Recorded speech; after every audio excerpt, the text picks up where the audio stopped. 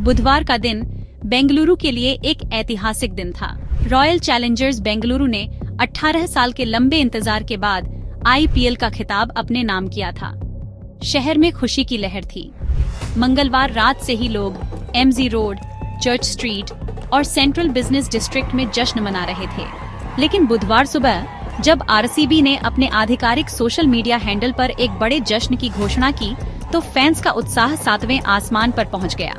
सुबह 7 बजे आरसीबी ने अपने एक्स अकाउंट पर पोस्ट किया, बेंगलुरु में आरसीबी की विजय परेड।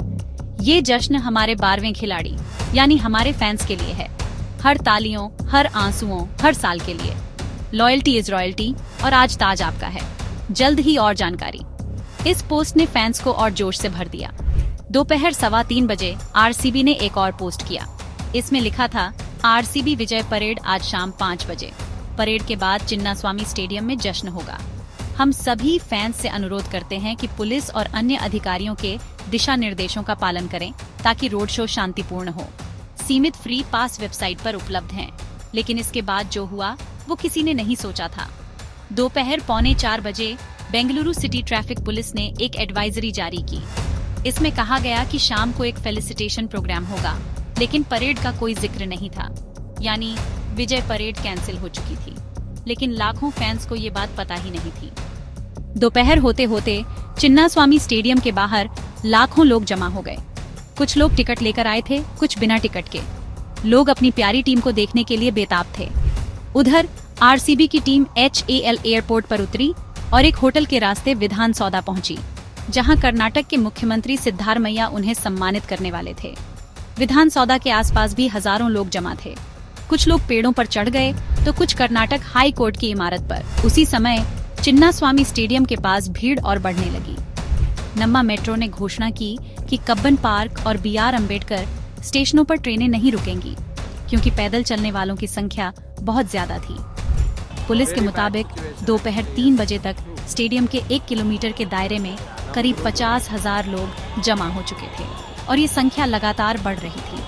फैंस को उम्मीद थी कि विधान सौदा में सम्मान समारोह के बाद आरसीबी की टीम ओपन बस में स्टेडियम की ओर आएगी, लेकिन उन्हें नहीं पता था कि परेड कैंसिल हो चुकी थी। जब टीम स्टेडियम के लिए रवाना हुई तो वो एक बंद बस में थी। शाम 4 बजे के आसपास चिन्नास्वामी स्टेडियम का गेट नंबर 3 थोड़ा सा खुला। टिकट चेक करने के लिए गेट खोला गया था, लेकिन भीड़ बेकाबू हो गई। टिकट वाले और बिना टिकट वाले सभी अंदर घुसने की कोशिश करने लगे और फिर वही हुआ जिसने सबको हिलाकर रख दिया। गेट नंबर 3 पर भगदड़ मच गई। लोग एक दूसरे के ऊपर गिरने लगे। लिंगराजपुरम के रहने वाले एक चश्मदीद इनायत ने बताया, हर कोई बस अंदर जाने की कोशिश कर रहा था। भीड़ में कुछ लोग जमीन पर गिर गए। कोई कंट्रोल करने वाला नहीं था, कोई मदद के लिए नहीं था। एक और चश्मदीद महेश ने कहा कि लोग एक दूसरे के ऊपर गिर रहे थे। हमने तुरंत एक ह्यूमन चेन बनाई ताकि गिरे हुए लोग उठ सकें। एक महिला को CPR दिया गया और उसे एम्बुलेंस में ले जाया गया। इस भगदड़ में 11 लोगों की जान चली गई और 47 लोग घायल हो गए। मरने वालों में ज्यादातर युवा थे। इनमें 14 साल की दिव्यांशी भी थी, जो अपनी माँ, छोटी बहन और परिवार के साथ स्टेडियम आई थी। दिव्यांशी की मौसी ने बताया, स्टेडियम में कोई पुलिस नहीं थी, कोई CPR देने या मदद करने वाला नहीं था। हमने उसे कार में डाला और हॉस्पिटल ले गए। जब मुख्यमंत्री आए तब तो इतनी पुलिस थी, लेकिन स्टेडियम में कुछ नहीं। इसी तरह 18 साल के मनोज कुमार, जो एक पानी पूरी विक्रेता के बेटे थे, भी इस हादसे का शिकार हुए। मनोज के पिता ने बताया, मैंने उसे पढ़ाने के लिए पानी पूरी की दुकान पर काम नहीं करने दिया। मैंने उसे बहुत प्यार से पाला, लेकिन अब वो चला गया। मनोज अपने 3 दोस्तों के साथ स्टेडियम गया था। उसके दोस्त सात्विक ने बताया, मनोज ने ही हमें स्टेडियम जाने के लिए कहा था, लेकिन भीड़ में मनोज उनसे बिछड़ गया। उसकी मौत की खबर उन्हें मोहम्मद हुसैन नाम के एक चश्मदीद से मिली, जो मनोज को हॉस्पिटल ले गए थे। हुसैन ने बताया, दोपहर 3:30 बजे गेट नंबर 20 के बाहर भीड़ बेकाबू थी। जब गेट थोड़ा खुला तो लोग धक्का मुक्की करने लगे। वहां सिर्फ 3 पुलिस वाले और कुछ सिक्योरिटी गार्ड थे। हुसैन ने आगे कहा, जब गेट खुला तो सब अंदर घुसने लगे। मनोज का पैर पुलिस बैरिकेड में फंस गया और वो गिर गया। करीब 500 लोग उसके ऊपर से गुजर गए। पुलिस की मदद से हमें उसका शव निकालने में 2 घंटे लगे। हॉस्पिटल पहुंचने में 1 घंटा और लगा। ऐसी ही कहानियां स्टेडियम के गेट नंबर 14 पर भी सामने आईं। एक चश्मदीद ने बताया, गेट 14 से 3 लोगों को पुलिस जीप में ले जाया गया, लेकिन उनकी मौत हो चुकी थी। सड़कें इतनी जाम थीं कि एम्बुलेंस गेट तक नहीं पहुंच सकी। इस हादसे में मरने वालों में 29 साल की देवी, 26 साल की अक्षता, 17 साल का शिवलिंगू, 26 साल का श्रवण कुमार, 18 साल की भूमिका, 21 साल की सहाना, 22 साल का प्रज्वल जी, 25 साल का पूर्णचंद्र और 19 साल का चिन्नैया शामिल थे। 22 साल के प्रज्वल जी, जो एक इंजीनियरिंग स्टूडेंट थे, की मां ने वैदेही हॉस्पिटल के बाहर रोते हुए कहा, वो आरसीबी का दीवाना था। उसने आरसीबी की टी शर्ट पहनी थी। वो जश्न मनाने गया था और अब वो चला गया। क्या आरसीबी उसे वापस ला सकता है? 29 साल की देवी, जो एक प्राइवेट फर्म में काम करती थीं, अकेले जश्न में शामिल होने गई थीं। उनके सहकर्मी दैविक ने बताया, हम उनका फोन बार बार ट्राई कर रहे थे। फिर किसी ने फोन उठाया और हमें हॉस्पिटल बुलाया। 21 साल की सहाना, जो एक मल्टीनेशनल कंपनी में नई ज्वाइन की थीं, अपने 7 सहकर्मियों के साथ जश्न मनाने गई थीं। उनके सहकर्मी वैदेही हॉस्पिटल में बेहद दुखी थे। 25 साल के पूर्णचंद्र, जो मांड्या जिले के केआर पेट के रहने वाले थे, कुछ दिन पहले ही अपनी होने वाली दुल्हन से मिले थे। उनके दोस्त ने बताया, सोशल मीडिया पर वीडियो में लोग उन्हें बचाने की कोशिश कर रहे थे। हमने उनके परिवार को खबर दी। इस त्रासदी के पीछे कई कारण थे। सबसे पहले आरसीबी ने सुबह विजय परेड की घोषणा की, लेकिन दोपहर में ट्रैफिक पुलिस ने इसे कैंसिल कर दिया। इसकी जानकारी फैंस तक नहीं पहुंची। दूसरा, स्टेडियम में सीमित फ्री पास की व्यवस्था थी, जिससे टिकट न मिलने वाले फैंस भी अपनी टीम को देखने की उम्मीद में जमा हो गए। तीसरा, भीड़ को कंट्रोल करने के लिए पर्याप्त पुलिस या सिक्योरिटी नहीं थी। मुख्यमंत्री सिद्धारमैया ने माना कि सरकार ने भीड़ का गलत अनुमान लगाया।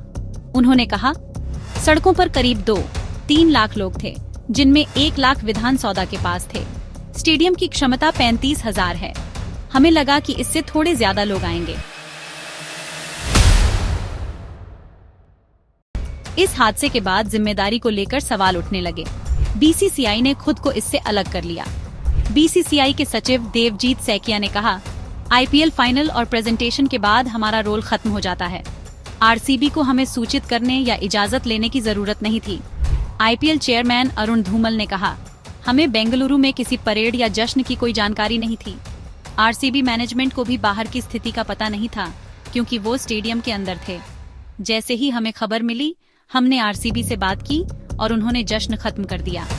आरसीबी ने भी बयान जारी किया। उन्होंने कहा, सबकी सुरक्षा हमारे लिए सबसे जरूरी है।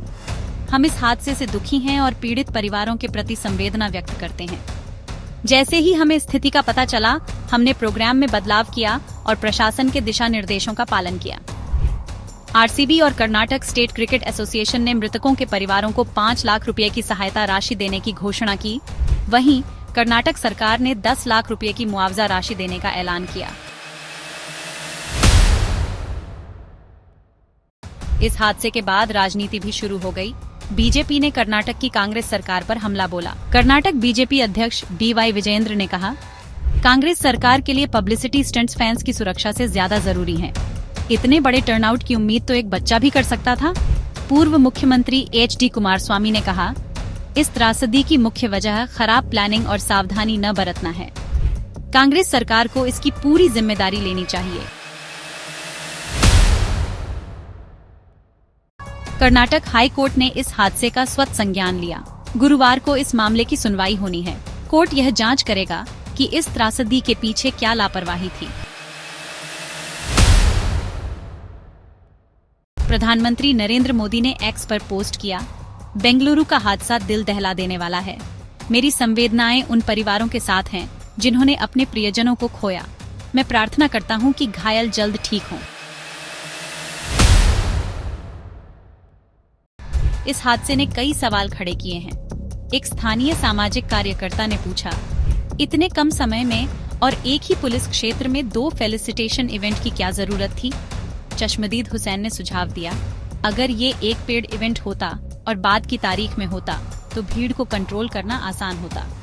बीसीसीआई चेयरमैन अरुण धूमल ने कहा, हम भविष्य में ऐसी घटनाओं को रोकने के लिए सभी फ्रेंचाइजियों को सतर्क करेंगे। हमें यकीन है कि राज्य सरकार और स्थानीय प्रशासन भी इस घटना से सबक लेंगे।